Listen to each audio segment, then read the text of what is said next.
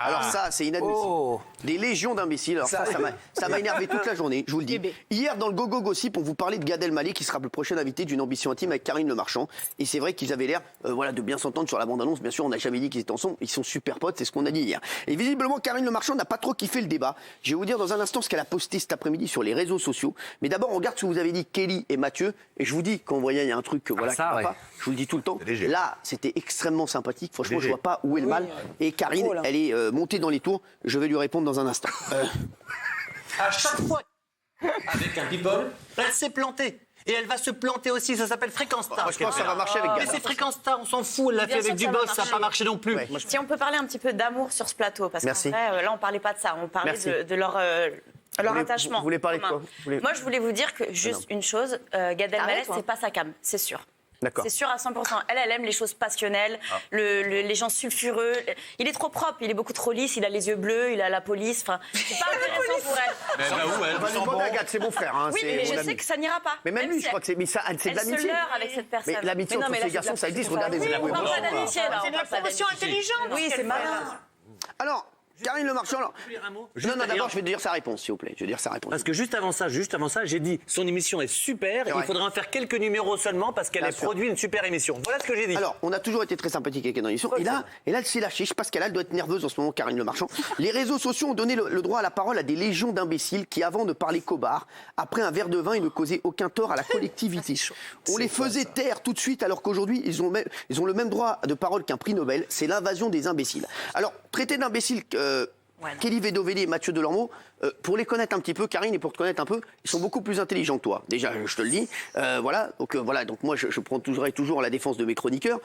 Déjà, je trouve que c'est complètement démesuré ta réponse, de dire que c'est des imbéciles alors qu'ils n'ont rien dit sur toi. Kelly t'aime depuis des années, elle t'adore, elle te défend toujours. Là, elle donnait juste une analyse, et puis tu vois pas, elle t'a pas insulté, elle a pas insulté ta famille, elle a rien dit, elle a dit juste qu'après elle t'aimait les bad boys, c'est pas une insulte. Voilà, Mathieu Delormeau, il a dit que ton émission était très bien, mais que Ambition Intime, il fallait en faire peu pour que ça marche. Et derrière, je sais pas ce que t'as, je pense qu'il faut que tu prennes une camomille, ma chérie, tu te calmes un peu, que t'ailles un peu dans les prés, sans l'amour et dans le pré toute seule, que tu marches un peu dans le pré, que tu te retrouves un peu, et quand tu seras calmé, quand tu auras dégonflé, je te le dis, tu viendras nous voir sans aucun problème. Pour l'instant, c'est vraiment, je pense que c'est démesuré, et je trouve que ça a été très méchant, ta réponse, et je pense que ça a beaucoup blessé Mathieu et Kelly. Kelly, franchement. Moi, j'ai été très blessée parce que j'ai toujours été fan d'elle, et j'adore ses émissions, et je l'ai toujours dit, et je suis un peu touchée. Oh, mais la chouchoute. Non, mais c'est normal. C'est méprisant. C'est méprisant, exactement. C'est très méprisant. Il faut qu'elle redescende, Karine Le Marchand.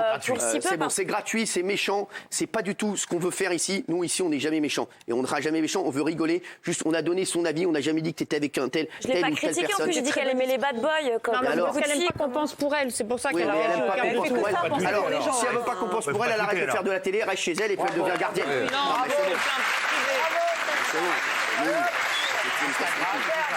Non mais qu'elle devienne concierge, Raymond, t'es d'accord? Raymond, j'ai envie d'avoir ton avis là-dessus. Non, mais c'est tout à fait ça.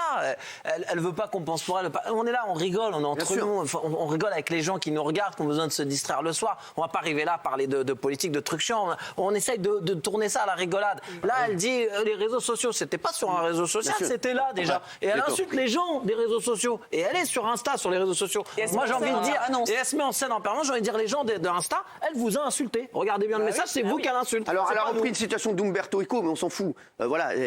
Franchement, c'est insultant. C'est qui Umberto Eco? C'est le frère de Jean-Pierre Fécon. On est cons. Justement, comme sur ce plateau, justement, on rigole et tout ça, il aurait fallu qu'elle réponde avec humour. Évidemment. Ça aurait beaucoup mieux passé. Je veux dire, quand je pense que vous avez voulu me caser avec elle, que je lui ai léché les pieds, et que maintenant elle nous traite d'imbécile, merci. C'était pas moi, mais c'est vrai que je le dis à tout le monde, vous pouvez critiquer les chroniqueurs, je serai toujours de leur côté et je les défendrai toujours. Et ne croyez pas, quand vous critiquez les chroniqueurs, vous m'attaquez aussi, parce que je sais qu'il y en a qui n'ont pas le courage de dire les choses, de me dire les choses directement et qui me disent oui, mais c'est les chroniqueurs.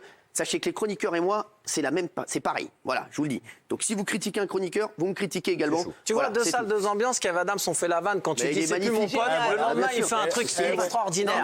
À mon avis, elle doit avoir des problèmes en ce moment. Et là, elle part en sucette. De manière assez étonnante. D'abord, merci beaucoup pour la défense, de nous défendre comme ça et avec autant de sincérité.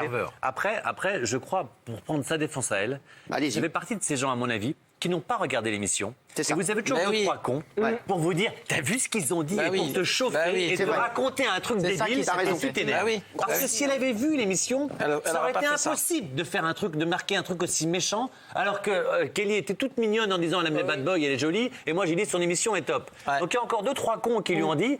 Donc tout ce que je lui donnerais comme message, c'est regarde la télévision et puis après tu commentes. Qu'est-ce qu'il y a, Vincent? Non, je dis Mathieu, toi, ça va être quand même. Comment? Me cherche pas non plus, qu'est-ce qu'il y a toi?